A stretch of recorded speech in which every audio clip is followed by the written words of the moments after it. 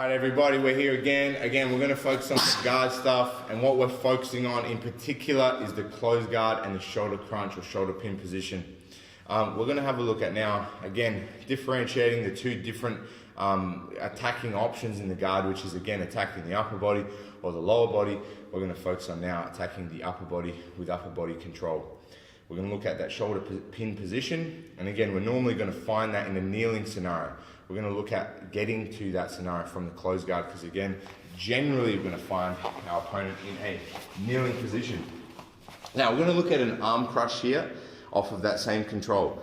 So what we're going to look at here again is there's two options in the way I can approach attaching myself to his shoulders. I can either pull him down or go up to him and attach myself in one of those two methods. We're going to look at again pulling him down to us. I'm just going to swim my hands on the inside of his wrists, and as I start removing his wrists from my body, I drive my knees to my chest, and I find good control of his spine, head and shoulders, and I'm locked into his shoulder line. Now that I'm locked in here, again, we're going to transition to our shoulder crunch position. The primary arm stays on the neck, the secondary or supporting arm comes under the armpit, and again, supports the primary arm. Now that we're here, we pummel over the top of the head, and remember, making sure that this is the primary arm so that we have a good frame on his face. My elbow kind of comes up to the sky, so it's hard for him to remove his control. Now that we're here, we need to replace our arm with our leg.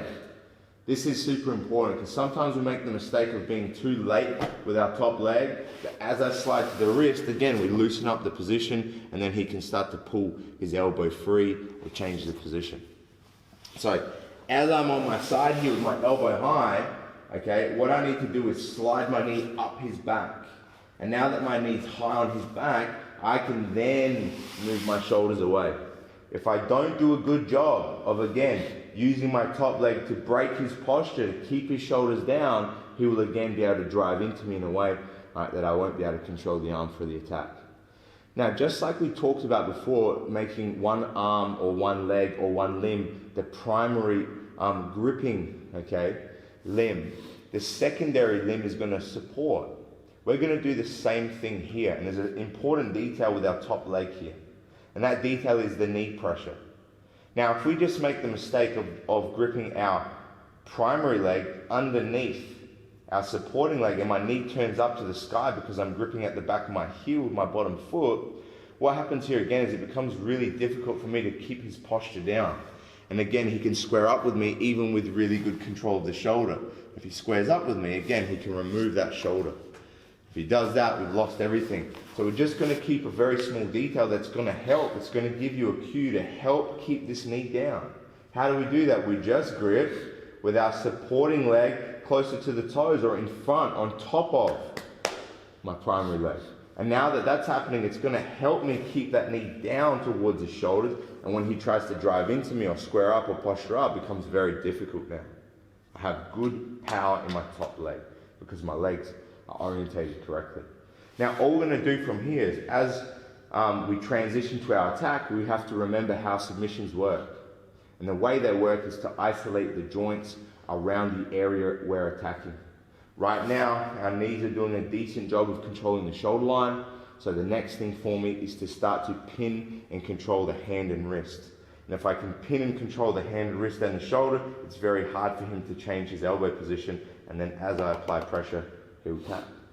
So the way I'm going to control his wrist this time is I need to pinch my shoulder and ear together over the top of his wrist and hand, and I bring my forearm over the top of the elbow joint itself.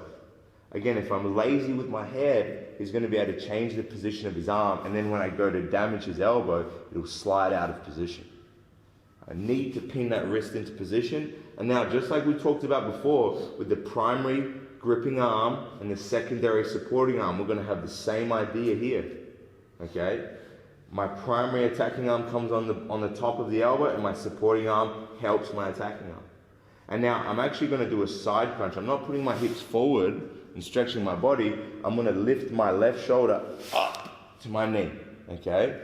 At the same time, driving my forearms in the opposite direction, so we get, again, that tearing mechanic My body's moving that way, my arms are moving this way, and that's gonna hurt. My body's driving into his wrist, my arms are driving into his elbow, opposing forces, and that's gonna cause that braking mechanic on his elbow. He taps, and I finish my very powerful arm crunch position.